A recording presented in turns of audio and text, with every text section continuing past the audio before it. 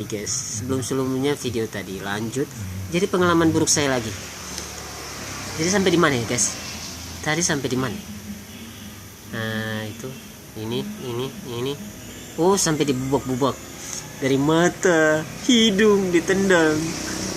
Ini dipukul, ini terunjuk ini. Jujur ini guys, saya cerita tidak bohong-bohong. Jadi pengalaman buruk ini saya sharing di video supaya kalian anda penonton bisa mengambil makna. Tidak boleh namanya mencuri guys. Jadi saya sudah bertobat.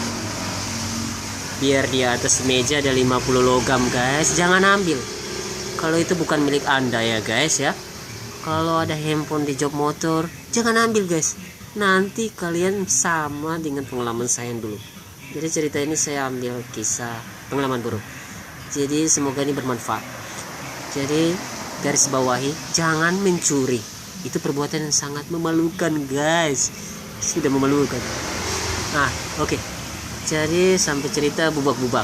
Saya dibubak di sini. Aduh, ini apalagi di hidung guys, ditendang guys. Betul ini bukan film-film action ya guys, ini cerita betul ini. Nah ini sampai mimisan nih darah ini. 2 minggu lebih baru ini sembuh ini hitam-hitamnya ini. Nah saya sudah bubak-bubak sampai duduk.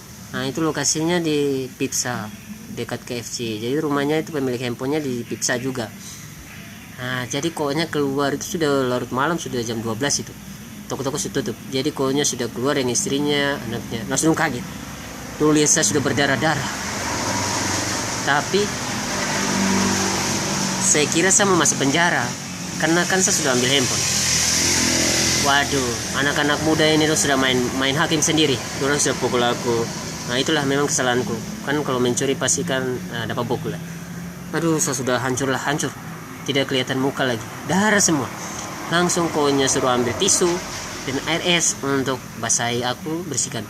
Ternyata konya juga baik-baik ya, hebat. Nah langsung aku minta maaf. Aku tidak akan lagi mencuri handphonenya sudah ada apakah aku masuk penjara Oh tidak, karena konya sudah lihat aku bubak-bubak hancur. Pokoknya hancur. Jadi konya ya dalam hati mungkin kasihan. Langsung konya bilang mau pulang sudah. Langsung aku diantar pulang guys. Di kosku yang baru di toko Welcome Seringgo itu jalan masuk ke 300.000, tapi saya tidak bayar lagi. Saya bilang itu bosnya itu kasihan saya nih yatim piatu. Saya lagi miskin, jadi belum bayar, nanti kerja gajian baru bayar. Bosnya itu bagus, perempuan. Jadi pas saya keluar juga selama 3 minggu saya tempati, saya tidak bayar. Pada saya keluar mau pulang di putih, tapi bos pemiliknya itu baik-baik, tidak usah bayar kan.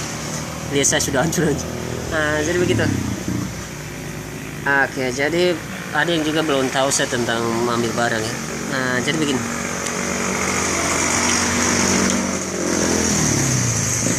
Oke, jadi jujur. Nah jadi pada saat itu sudah handphonenya sudah aman. Tapi kartunya itu saya sudah buang nih. Kan saya mau jual tuh, saya sudah restart lagi. Aduh, tapi konya untung dia baik-baik. Yang penting handphonenya sudah ada. Konya suruh bawa saya ke rumah sakit, tapi saya bilang tidak usah. Biar saya juga bersalah, pantas dipukul. Untunglah saya tidak masuk penjara guys. Kalau saya masuk penjara hancurlah aku guys. Adikku ada kasus membunuh, malah aku kasusnya mencuri guys. Nah itu sangat memalukan dari pembunuhan. Jadi ini pertama kali di Merauke guys. Tapi kalau di Manado itu salah paham. Ada juga pengalamanku di buruk di Manado pada usia 20 tahun. Itu disalah paham.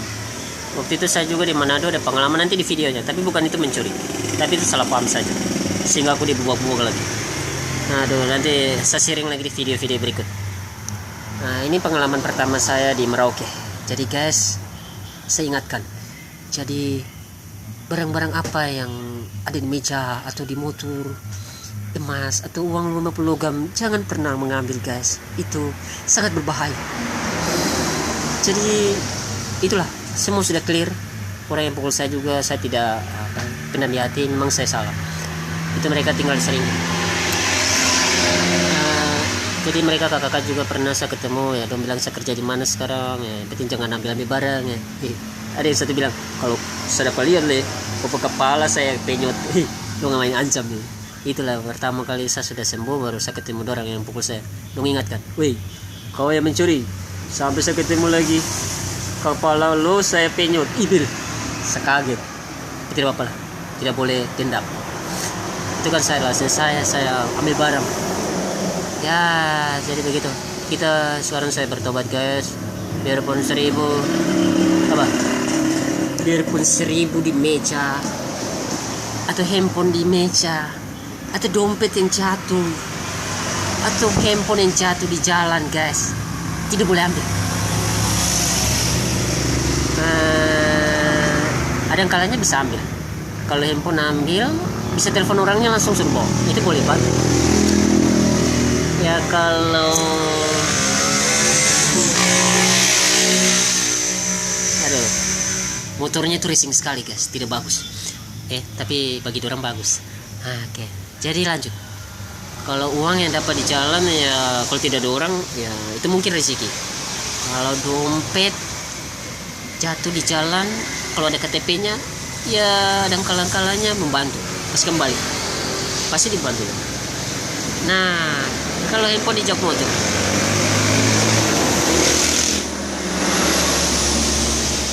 oke, kalau handphone di jok motor ya lebih bagus kita kasih kembali kepada pemiliknya. Itu mungkin pemiliknya kasih kita imbalan. Nah itu kebalikannya, jangan seperti saya guys, saya ambil langsung buah-buah kancur sudah guys. Itu sekarang itu pengalaman pertama untuk pertama kali dan terakhir kali, jadi saya rubah. Oke, sekarang saya adem anyem biar handphone di jok motor saya kasih bye, biar saja urusannya. Yang penting kita jangan dekati ya guys ya. Intinya kita jangan dekati biar handphone di jok motor manapun itu, tidak boleh, nanti urusannya itu masalah. Jadi itu pengalaman saya guys. Oke, sekarang saya lagi refreshing di warkop. Nanti sore sudah 1 hari kemarin saya tidak pulang putih, kayaknya keluarga Masila ini marah saya. Ya, soalnya 2 hari saya sudah pulang. Waktu itu saya menumpang saja di Seringgo. Tapi ini saya lagi bersyukur. Tadi saya ada selamat. Kenapa? Saya ketemu emas guys. Tadi di pasar baru jujur ini. Saya ketemu emas, cincin emas. Ini jatuh di jalan di pasar baru saya dapat sebelahnya saja. Pertama saya kira itu bukan emas, tapi pas dibawa di pasar Pemanggu, padahal beratnya itu guys 0,25 guys. Baru ini sekarang uangnya ini guys. Sekarang saya sudah makan ini. Tapi begini ceritanya. Nah, saya dapat ini baru-baru kejadiannya. Saya kan jalan-jalan di pasar baru di situ ada pencurian juga guys, ada polisi. Saya datang begini, kasihan itu kiosnya dibobol guys, berasnya diambil 2 sak guys. Itu pencurinya baru kejadian ini, baru diteliti, baru polisinya sudah teliti. Jadi saya ke situ, pada saya tengok di bawah guys, ada cincin guys warna emas. Saya kira ini warna titanium. Jadi cincin lagi, anting-anting sebelah, ini anting di perempuan. Nah saya ambil, aduh, saya dalam hati ambil mau jual atau kasih kembali. Jadi saya teringat pengalaman yang dulu saya ambil handphone. Jadi ini jujur ini handphone ini yang saya pegang ini guys, ini lagi disita guys. Saya kerja di pasar ini, tapi sekarang baru saya berhenti jual masker. Masker stok kosongnya saya tidak jual ini. Jadi saya sudah baru berhenti. Nah sebelum berhenti ini handphone saya lagi ditahan. Karena apa? Uang masker saya udah ambil 80.000. Jadi bos saya tahan ini handphone selama saya uang saya lunasi bersama ambil lagi. Handphone saya ditahan ini guys. Jadi saya langsung ambil itu anting-anting. Ada pikiran jual lah. Langsung saya pergi ke pasar Romanggu guys. Saya tanya itu emas. Ternyata saya pergi ke toko emas di pasar Romanggu. Saya bilang, kok ini emas atau tidak? Dia bilang ini emas.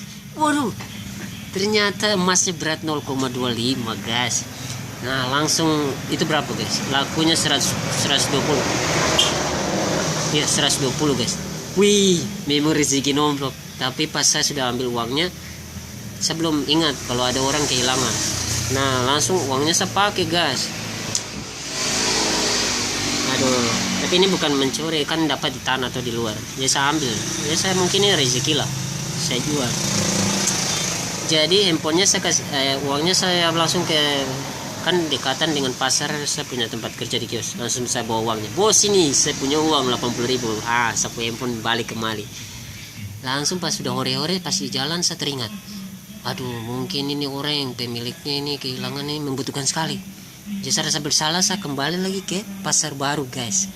Jadi saya teliti yang kejadian yang ada penculikan di situ, kan itu hilangnya juga di situ. Lalu saya tanya, Om, adakah anak-anak yang kehilangan cincin, anting-anting? Langsung saya tanya-tanya, tidak ada. Pas saya mau pulang, langsung ibu yang itu pemilik anting-anting hilang itu datang. Saya langsung bilang, ibu, apakah ibu punya anak yang ada kehilangan anting-anting? Oh iya, di telepon dia punya anak ada keluar. Baru saya bilang, ibu bisa cocokkan kan ini, soalnya saya dapat antingan sebelum bilang kalau saya sudah jualin. Apakah betul bentuknya love baru emas? Iya, coba telepon anaknya. Dia foto lewat WA. Lalu saya lihat di foto, waduh, ternyata guys, betul guys, itu yang hilang guys. Ini jujur guys, bukan bohong. Jadi kejadian tadi. Langsung aduh, ibu, mohon maaf ibu, anting-antingnya ibu punya anak saya sudah jual ibu. Tapi dong baik juga, dong bilang begini, anda ini jujur juga. Syukurlah kamu ketemu baru kamu bilang. Bagus, semua lahiran. Tapi langsung begini, tapi saya bilang, ibu saya sudah jual ibu. Soalnya saya cerita bla bla bla, kenapa saya punya handphone di ini, langsung saya sudah bayar, sudah pakai uangnya. Beratnya itu 0,25. Baru uangnya saya sudah pakai, ambil ini handphone, kan handphone ditahan karena saya ada utang di bosku yang saya baru berhenti di toko kios di pasar. Nah, langsung ceritakan semua. Wah, kiranya pemilik anting-antingnya tidak marah. Mereka bilang, bagus, kamu jujur. Dipilih. Saya langsung heran. Baru saya bilang, mau ganti kah? Tidak, ayo kita ambil ulang itu cincinnya. Dia punya suaminya datang. Terus dia bilang, kamu ini jujur. Padahal saya sudah pakai uangnya nih guys. Langsung saya pergi lagi ambil. Lalu saya bilang, bapak ini bagaimana ini? Uangnya saya pakai. Tidak apa-apa, nanti pakai uang ini ambil anting-antingnya ulang. Padahal ini tadi saya jual ini saya pakai kata lain, bukan ketemu. Saya bilang, kok ini saya punya adik punya anting-anting sebelah mau disuruh jual. Padahal ini saya dapat. Nah, langsung guys begini. Langsung pergi ke pasar Romangku. Ambil itu anting-anting itu ulang. Anting-anting emas ini. Langsung bayarnya 120. Tapi saya tidak ganti, pemiliknya suaminya yang ganti. Suaminya yang bayar. Langsung saya cerita jujur begini, langsung penjualnya bilang, aduh, langsung begini, penjualnya kaget juga. Kamu tadi bilang adikmu yang ini sudah jual. Oh, langsung saya pas kejadian itu saya bilang ungkapkan lagi dengan jujur, ini saya ada dapat ini. Langsung cerita di pemilik penjualnya. Oh, langsung dia bilang, oh kamu juga bagus ya. Ya, supaya tidak salah paham. Nah, langsung dari situ anting-antingnya suka kembali, tapi saya tidak ganti uangnya. Malah saya aneh. Dia bilang saya mulai jujur ya. Saya heran juga. Nah, tapi sudah, anting-antingnya sudah pergi. Langsung omnya kan Islam, langsung dia berdoa. Itu pas jam 12 sholat ini baru-baru ini. Langsung omnya bilang dia mau sholat di pasar Romangku, ya saya terus pulang ke warkop sini. Dari itu sudah uangnya ini guys. Jadi di dompet tadi itu 1.000 guys. Jadi kita maklum, sederhana. Kita walaupun uang, kita jangan mencuri. Jujurlah. Sekarang kita ini berlaku. Sekarang saya belajar berlaku jujur guys. Jadi apa yang kita temu, jangan berlani mencuri. Jadi begitu. Nanti orang juga akan balas dengan baik. Nah, nanti kalau mencuri bagaimana? Ujung-ujungnya apa? Gubak-gubak atau kita masuk penjara guys. Ya, saya tidak menangis. Oke. Jadi begitu. Nah, sekarang ini pengalaman yang bagus. Jadi kekhawatiran saya sirna, saya kira akan masalah, padahal aman lah, sudah clear. Nah, sekarang masalah ini 1 hari kemarin saya tidak pulang di Buti, pasti keluarga masih akan marah. Tadi saya ketemu kakak Nias di jalan. Ya bilang saya pulang. Ini karena handphone saya nih, saya cari uang ini. Maaf guys, durasinya 15 menit. Sekarang saya mau bersama. Oke, nanti sebentar sore saya pulang guys. Jam 3:30 saya pulang di Buti guys. Aduh, semoga keluarga masih terima. Maklum guys, saya banyak pikiran. Nah, tapi nanti saya lagi cari pekerjaan baru guys. Bukan lagi di pasar jual masker. Nanti saya rencana mau kerja di bangunan atau di toko. Ini saya lagi nganggur, nanti sementara pulang dulu Buti, tapi nanti jam 3:30 lah. Ini saya lagi di warkop. Oke, cukup sekian dan terima kasih. Assalamualaikum warahmatullahi wabarakatuh. Shalom, puji Tuhan Yesus Kristus. Om Swastiastu. Salam.